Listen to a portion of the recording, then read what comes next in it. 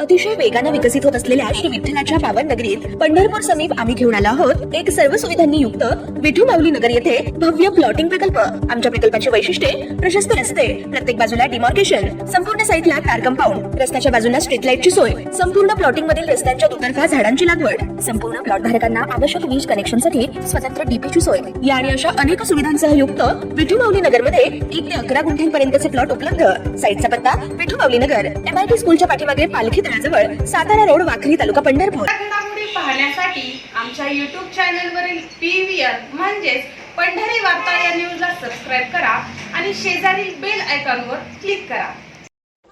रस्ते अपघात प्रकरणी 10 वर्षाची शिक्षा असलेले नवे विधेयक केंद्रीय गृहमंत्री अमित शाह यांनी नुकतेच संसदेत मांडले। या नव्या कायद्याविरोधात देशभरात ट्रक चालक, माल वाहतूक वाहन चालक रस्त्यावर उतरले असून आज पंढरपुरात देखील शहर माल वाहतूक संघटनेच्या वतीने या कायद्याच्या विरोधात तहसील कार्यालय पंढरपूर येथे निवेदन देत आपला विरोध दर्शवण्यात आला।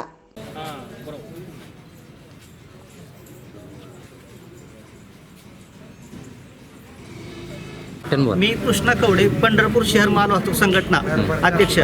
आज लोकसभेत जे वाहन चालकाविषयी जे नवीन विधेयक मंजूर झालं आहे ते विधेयक बेकायदेशीर आहे, कारण चालकावर अन्याय करणार आहे। आज कुठल्याही चालकाला आधार काय हे नसताना चालक आज आपल्या उदरनिर्वाहासाठी आपला घर परपंच कुटुंब सोडून त्याचं तिथं जायची इच्छा नसते, पण अनेक जणांना तिथं पोच करायचं असतं। ह्या भावनेतून तिथं पोच करून नेमानं आपल्या घरी प्रयत्न करत असतो।